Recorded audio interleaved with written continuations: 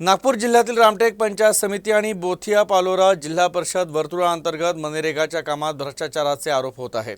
मुसेवाडी ग्रामपंचायतीचे उपसरपंच देवेंद्र डोंगरे यांनी या योजनेअंतर्गत चालवण्यात येणाऱ्या जलसंचन प्रणाली योजनेत 82 लाखांपेक्षा अधिक रुपयांचा अपहार झाला आहे असा आरोप केला आहे। राज्य आणि केंद्र शासनामार्फत राबवण्यात येणाऱ्या मनरेगा आणि नरेगा योजनेअंतर्गत रामटेक पंचायत समितीमधील जिल्हा परिषद शाळांसह अंगणवाडी, ग्रामपंचायत कार्यालय या ठिकाणी जलसंचय यंत्रणा बसवण्यात आली होती। मात्र या कामात भ्रष्टाचार झाल्याची तक्रारदारांना फेब्रुवारी महिन्यात केली होती। 2024 मध्ये पंचायत समिती रामटेक बीडीओ जयसिंग जाधव यांच्याकडे तक्रार करूनही 5 महिने झाले तरी देखील चौकशी आणि कारवाई झाली नाही असा आरोप नागरिकांनी केला आहे। रेन वॉटर हार्वेस्टिंग याचं काम इथे बोगस प्रकारे झालेलं आहे। मी ह्या सदर कामाची तक्रार दुसऱ्या महिन्यात 2024 ला दिली होती, परंतु बीडीओ चौकशी टाळाटाळ करत होते, मला लालच देत होते पैशाची, परंतु चौकशी करायला तयार नव्हते।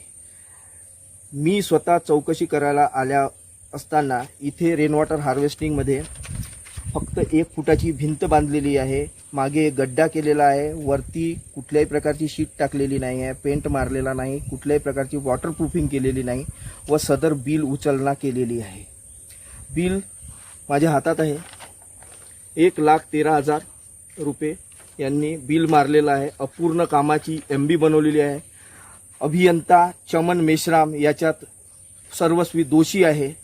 त्यांनी खोटी MB खोटे बिल लावून पैशाचं बिल मारलेलं आहे आणि हे बिल नरेगा 4 महिन्यात 5 महिन्यात पाठवून देते।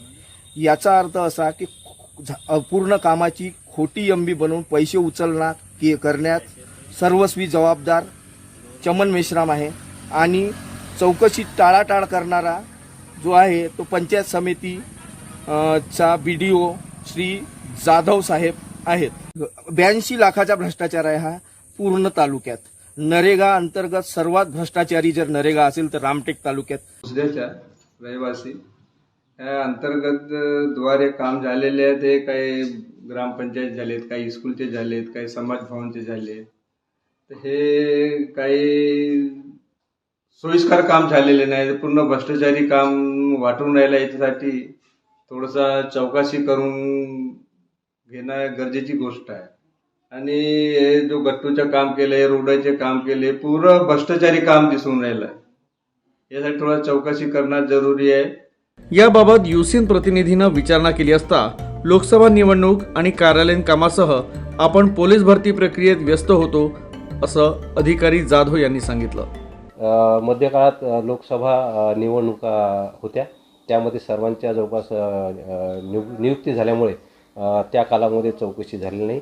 त्यानंतर पोलीस भरती आणि इतर ऑफिशियल कामं असल्यामुळे थोडासा विलंब झाला ही मान्य आहे, परंतु ही लवकरच चौकशी पूर्ण करण्यात येईल। चौकशीमध्ये तक्रारकर्त्यांना केलेले तक्रारकर्त्याच्या सर्व बाबी विचारात घेऊन ज्यांच्या विरोधात तक्रार आहे त्यांचीसुद्धा बाजू ऐकण्यात येईल आणि जो रेकॉर्ड तक्रारीच्या अनुषंगाने जो रेकॉर्ड आहे याची शहानिशा करून वरिष्ठ कार्यालयास अहवाल सादर करण्यात येईल।